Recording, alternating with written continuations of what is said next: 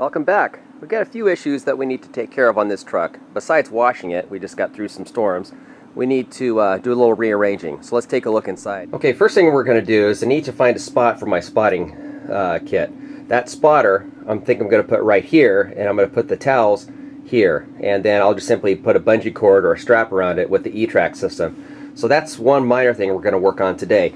The second of all is I want to get that vacuum up off the floor. And so I want to put it probably on this track here and then use this track to strap it down with. But then I want to take my trash can, which doubles as an OSR dispenser, and simply the way we do that is we fill it full of OSR and then we put this lid on, and this lid makes a little sprinkling action so we can distribute over the carpet real easy without a lot of splash. So that's been real handy, and of course we fill it with that.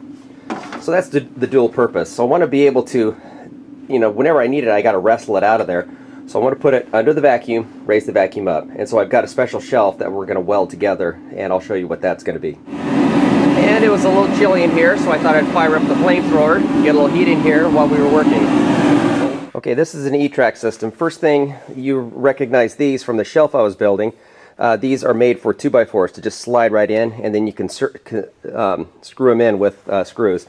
I decided to go with more of a manly way, and so what we're going to do, we got some extra steel here. So I just wedged that in there. I'm going to weld that. So I pounded it all the way down to the bottom and pounded it all the way in, and did the same with this one. So now what I'm going to do is just simply weld it to keep it secure, and then we have our shelf. That's what the vacuum is going to lay on. If you'll notice, we've got a bit of a V problem. So this has come too far. When I drove it in here, it spread this metal out, spreading this out too far, these little holders, and so it doesn't fit in the E-Track system. So what we're going to do is we're going to clamp these together, and then to where they'll fit, and then I'm going to just weld a little piece of steel right on the top of it to keep that together. So let's get started. Okay, here's what we're going to do. To keep these two things from spreading apart, we're going to insert a piece of steel right in here. That'll weld these two sides together and keep that solid. The problem is you want to get as close enough, close enough, but the problem is you got to be able to have this arm go all the way back to allow it to sit in there. So, do we want this to bend out, or would we rather just cut a notch? So I think what we're going to do is I'm going to make a mark, and we're just going to cut a notch in here to allow this locking mechanism to go all the way back. Okay, so the notch has been cut, and looks like it'll go all the way back. So that's what we want it to do. So this will be the position. All I'm going to do is I'm going to grind this to clean it up, and then we'll go ahead and tack weld it in and see how we do.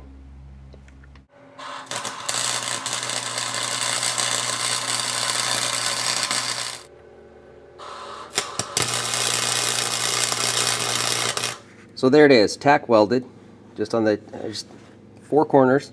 So now we're going to test and see if it'll fit. Okay, it fits just fine.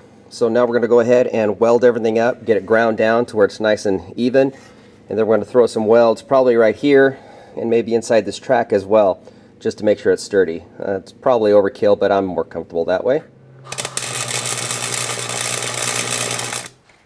And that's it. We got it welded. Metal's kind of hot. Turn it around until it's burning my workbench. But pretty much we've got welds on both sides underneath. And of course we've got this area here. This is our reinforcement, and we do have room, and I've welded it along the bottom as well. Okay, looks like they fit fine, fits perfectly.